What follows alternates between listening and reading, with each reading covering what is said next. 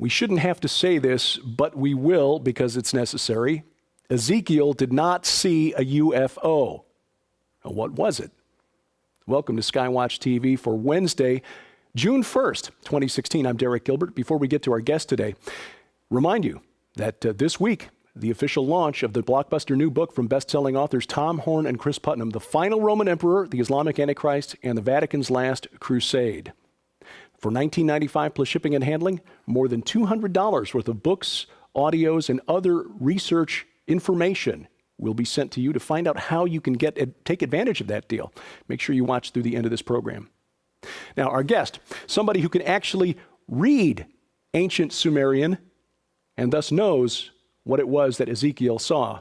The author of the book, The Unseen Realm, Recovering the Supernatural Worldview of the Bible, Dr. Michael Heiser. Mike, so we hear from folks like Von Daniken and Sokolos that the wheel within a wheel was actually a UFO, and just the ancient Hebrew prophets didn't know what they were looking at, and so they described it in terms that they could understand. Right. What say you? And just coincidentally didn't use words for round and silvery and disc. Exactly. That are in the biblical Hebrew vocabulary. Yeah, they had plates back in the day. Right, they could have called it a flying plate, if not a saucer. Yeah, I think this is a good example of not only ancient astronaut nonsense, but also just ancient astronaut sort of lack of investigative ability or even interest. Because this is an example, even though it gets trucked out so often, this is actually an example of you can find what Ezekiel was actually talking about. We have, I like to say, the Polaroids of the day, and that is statuary, iconography of all of the elements that you find in Ezekiel 1. I've blogged about this before on my Paleobabble blog and a few other places, and I invariably get asked this on shows like Coast to Coast AM. People are convinced, that this is a UFO, and again, I don't know what you can really say to someone who's a committed believer in that other than go look at the evidence, but the evidence is actually there. And we know what Ezekiel was looking at.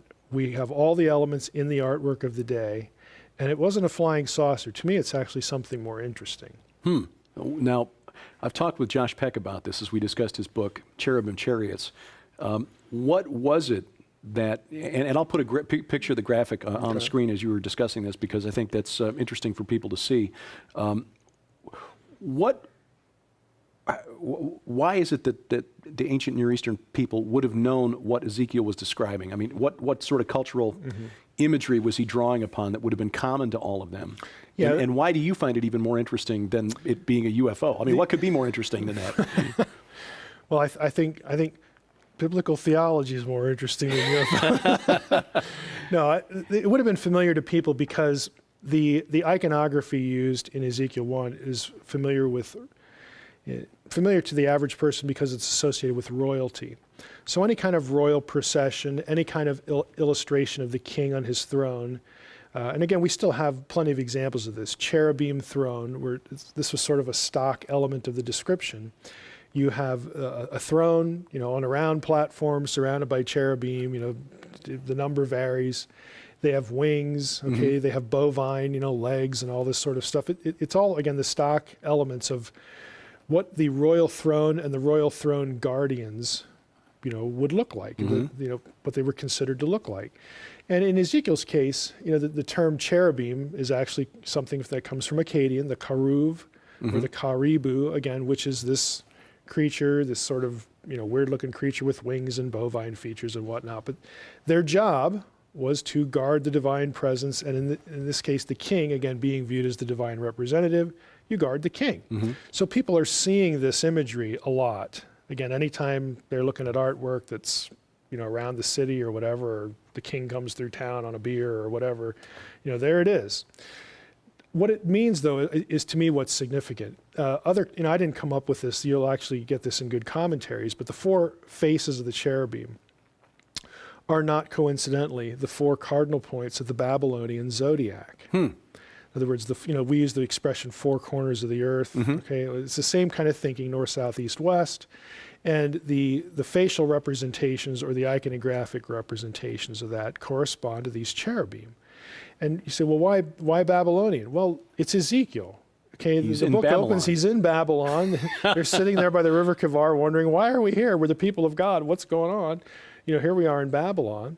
And so it becomes really important. What Ezekiel's doing is he has, the four corners of the earth, as it were, the four cardinal points of the zodiac, and you have the deity enthroned over them, as if to say, well, the enthroned deity really controls the cosmos. It controls, the celestial, heavens. Again, think of the zodiac, and you say, well, why is that important?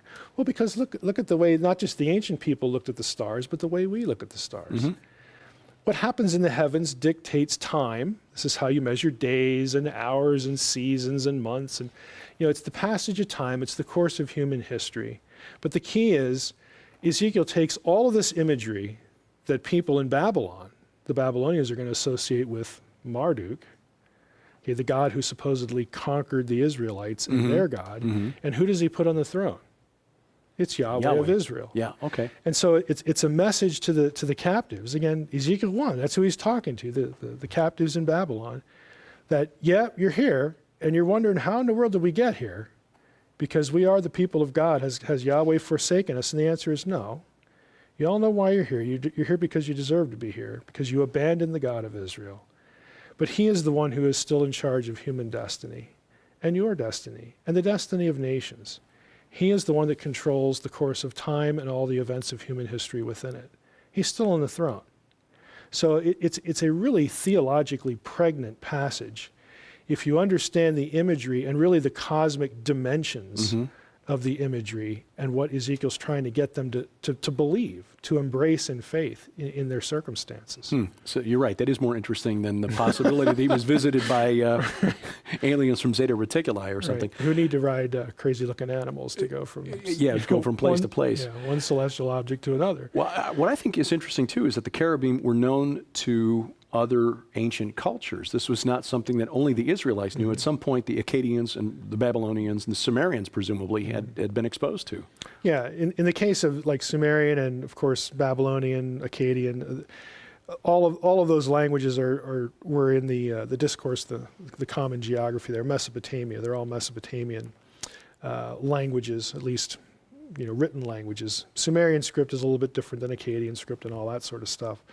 But even outside that orbit, Akkadian, for instance, is a Semitic language, and Hebrew is a Semitic language. Okay, so you're going to have common vocabulary, ideas expressed with that common vocabulary. So it's not going to be a surprise if some of the same terminology shows up to describe, in this case, the roles of a divine guardian. Now, in Egypt's instance, it's different. Egyptian is not a Semitic language, strictly speaking. It's called Hamato-Semitic. It's something different.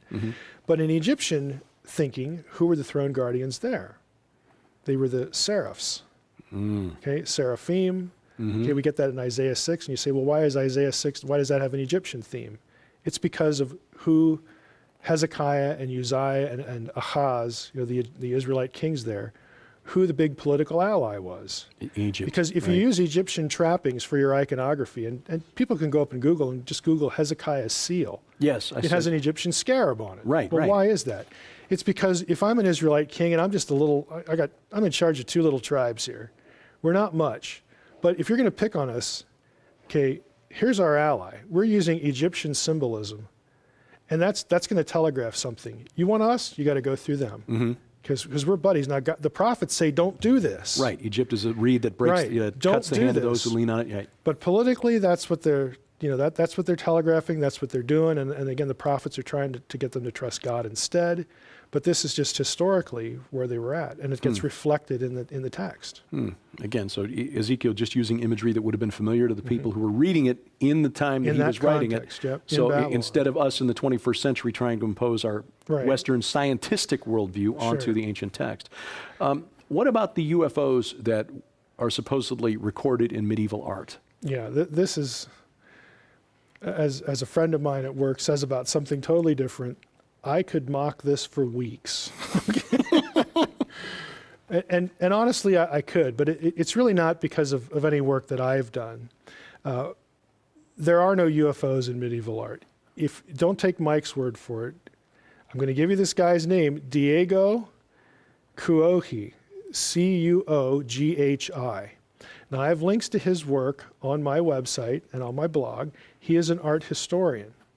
And he has a whole website. Most of it's in English. He's translated it into English. Some of it's in Portuguese. But the bulk of it is in English. And he has dozens and dozens and dozens of examples of the kinds of things that get, put off on the public as UFOs in medieval art. Mm-hmm. And he even has the ones that people use under greater magnification. And they're just things like rings of angels. Or in one case, the saucer is actually Jerome's hat, okay, that shows up in dozens and even hundreds of paintings. It was an artistic little, motif that was, again, designed to communicate certain ideas. So if you're living in the Renaissance, well, you know what that is. It's just it's a calling card. It's a thing you drop in there. Mm-hmm. Artistically. And so Cuoghi has just a wonderful site that goes through all of these examples. What about the two faces in the spacecraft next to the cross? It's sun and moon. Okay, it's very, again, he has dozens of other examples that show you in a wider context, wider viewing context. This is what it is. And why is that? Well, it's because, again, the heavens, that everybody thought, were either created by God or maybe divine themselves in antiquity, that sort of thing. They're mourning the loss of their creator. Again, it's an artistic motif to communicate a specific idea. It has nothing to do with, there's aliens visiting us here. So it's a wonderful site and a wonderful resource. And as though somehow a painting from the 15th or 16th century is supposed to convey some historical event that happened at the time of Christ. Right, yeah. Right. Well, Mike's website, DRMSH, for Dr. Michael S. Heiser, drmsh.com. The podcast is the Naked Bible podcast, his blogs Naked Bible, Paleobabble, and UFO Religions, where you get little nuggets like this. And Mike, we sure appreciate it because it's nice bringing some sanity to an insane world. He will be a guest on a number of upcoming episodes on SkyWatch TV. Please make sure you catch those, and you can find out when and where by logging on to skywatchtv.com. This week, we discuss the Vatican's long fascination with what they think might be coming from the skies. The Vatican Observatory down in Mount Graham, Arizona, Mount Graham in Arizona, and how the Vatican's interpretation of old prophecies like Fatima and the prophecy of the popes may culminate in a conflict with the Islamic State and its so-called prophecy of the final conflict with Rome. SkyWatch TV airs on the Cornerstone Network coast to coast again Saturday on the Victory Television Network and the Christian Television Network. The program also available now on the SkyWatch TV channel on Roku. And if you need instructions on how to add the SkyWatch TV channel to your Roku account, you'll find that posted at skywatchtv.com/Roku. And speaking of streaming video, don't forget the Rocky Mountain International Prophecy Conference can come direct to your home. 3 different packages available, 32 presentations from 25 speakers, and all of those presentations archived for 6 weeks after the conference. For more information and to sign up, log on to prophecywatchers.com. If you have comments or questions for me, please send those to dgilbert@skywatchtv.com. And thanks for watching as we keep watch. I'm Derek Gilbert, and this is SkyWatch TV. Coming exclusively from SkyWatch TV for a very limited time starting May 31st, 2016. When you purchase the new book and final report from Tom Horn and Chris Putnam, The Final Roman Emperor, the Islamic Antichrist, and the Vatican's Last Crusade, you'll receive the largest giveaway of 2016, an unprecedented value of over $200 in free books, DVDs, audio files, and a data DVD library with tens of thousands of pages of ancient literature no longer available, as well as movies, WikiLeaks files the government does not want you to see, and more for your library or to give away as gifts. Included in this biggest giveaway of 2016 are Chris Putnam's full-length DVD presentation, Astrobiology and the Vatican ET Connection, the new 5-part SkyWatch TV special investigative report on the book, The Final Roman Emperor, plus 2 mystery books with a $40 value, and a data DVD library with thousands of pages of ancient literature, movies, and audio series for your library or to give away as gifts. And for the first several thousand customers while supplies last, you'll also receive Satan's Dirty Little Secret, the 2 demon spirits that all demons get their strength from, Satan, You Can't Have My Promises. The Spiritual Warfare Guide to Reclaim What's Yours. What Happens When I Die? True stories of the afterlife and what they tell us about eternity. Becoming a Prayer Warrior. A guide to effective and powerful prayer. An unprecedented value of over $200 in never-before-offered free products. And the biggest giveaway of 2016, yours absolutely free when you purchase The Final Roman Emperor from SkyWatchTV.com for only $19.95 plus shipping, beginning May 31st. But be advised, this astonishing promotion is limited to first come, first serve while supplies last. So it's urgent, beginning May 31st, 2016. You place your order for the final book and biggest prediction yet in this 4-year investigation by internationally acclaimed best-selling authors Tom Horn and Chris Putnam.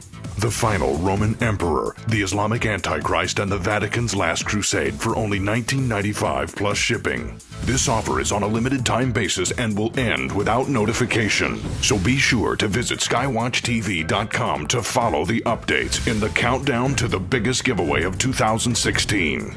Order the new book by Tom Horn and Chris Putnam on May 31st to receive the unprecedented value of over $200 while supplies last. Free products limited to quantity on hand and may be replaced by products of equal value.